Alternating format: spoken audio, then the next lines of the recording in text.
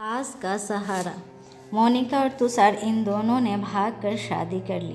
मोनिका मात्र 20 साल की और तुषार 25 साल का था। मोनिका अमीर घर से थी और तुषार मध्यम वर्गीय था। मोनिका के घर वालों को इस रिश्ते से विरोध था। उसके पिता को मोनिका के लिए अमीर लड़का चाहिए था। वैसे भी मोनिका के पापा के मुताबिक उसकी शादी करने की उम्र भी नहीं थी। थोड़ी सी समझ आने पर वह तुषार को भूल जाएगी, ऐसा मोनिका के पिताजी को लगता था। तुषार के माता पिता को इस शादी से कोई दिक्कत नहीं थी। मोनिका की पढ़ाई पूरी हो और तुषार को भी अपने कैरियर पर अच्छे से ध्यान देना चाहिए, उनकी इच्छा थी। बाद में वक्त आने पर वह मोनिका के माँ पापा से बात करेंगे, ऐसा उन्होंने तुषार को बोला था। एक बार मोनिका और तुषार को बाहर घूमते हुए मोनिका के भाई ने उन्हें देख लिया।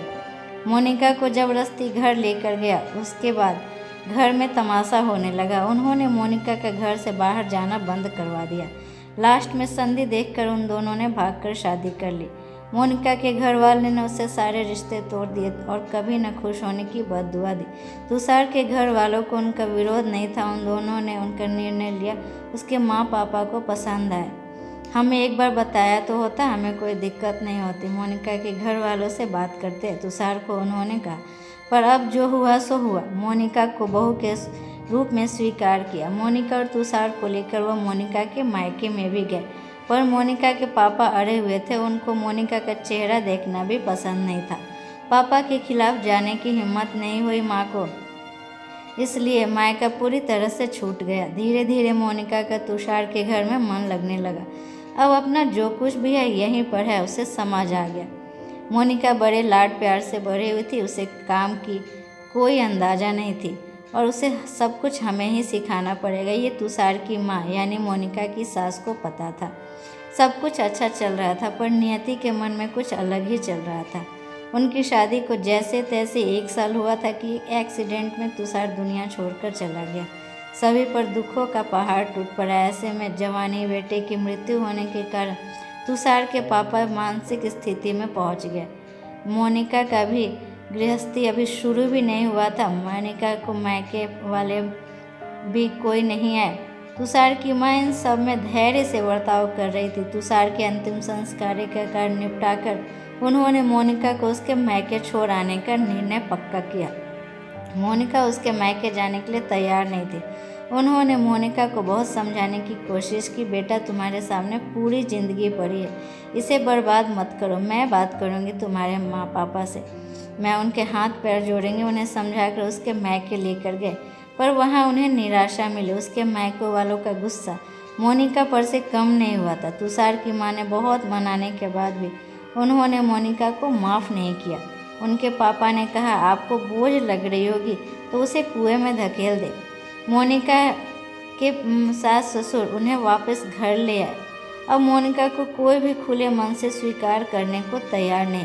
कुलक्षणी अपशगुनी पोते को निकल गई, अब बेटे को भी निकल जाएगी, ऐसा बोलकर तुषार की दादी मतलब मोनिका की दादी सासू से ताने दे रही थी। उस वक्त तुषार के पापा की तबीयत खराब थी।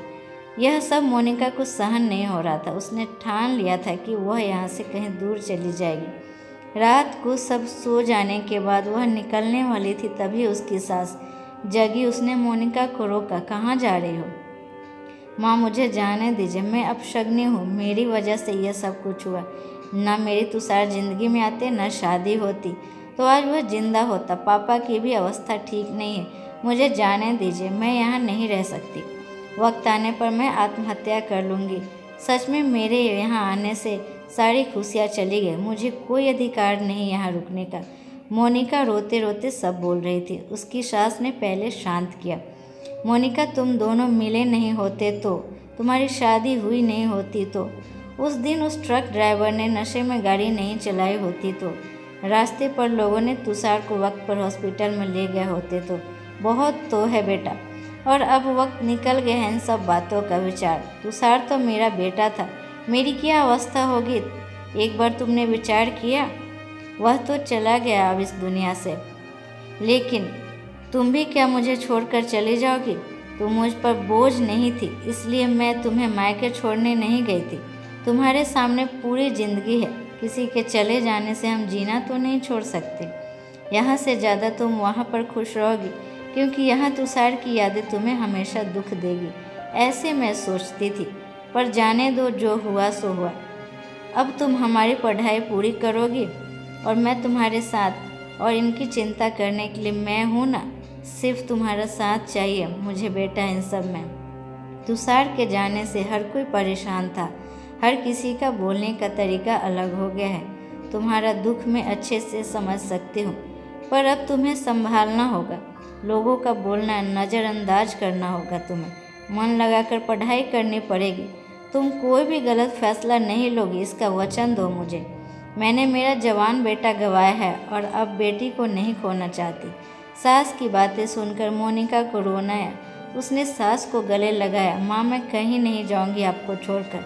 आप जैसा बोलोगे वैसे ही मैं करूंगी। मोनिका की सास भी मन भर के रोई। आज पहली बार उनका दुख फूट फूट कर बाहर आया था। आगे मोनिका ने मन लगाकर पढ़ाई की। बहू नहीं, उस घर की बेटी बनी। बहुत सारे ताने, बहुत बुरी सुनी उसने। हर राह पर उसके सास उसकी साथ थी। वो दोनों एक दूसरे की ताकत बनी। मोनिका आईएएस अधिकारी बनी। अब उसे दोष देने वाला लोगों का मुंह बंद हो गया था। मोनिका के मायके वालों को भी ये खबर पता चली। उसके पापा के सिवाय मायके के बाकी लोग उससे पूछने लगे थे। सास ने अच्छा जोड़ीदार चुनकर मोनिका की दूसरी शादी करवाई। शादी के बाद भी मोनिका अपनी इस माँ को कभी नहीं भूली। सास की अंतिम काल में भी मोनिका रात का दिन देखकर सेवा में हाजिर होती। सास के रूप में मोनिका उसकी ज़िंदगी खड़े अर्थ से जीना सिखाने वाली माँ उससे मिली थी। पर सच में मोनिका की सास जैसी ऐसी कितनी समझदार औरत इस समाज में है, जो इस चौखट के बाहर जाकर सोचती है और उससे बाहर निकलती है।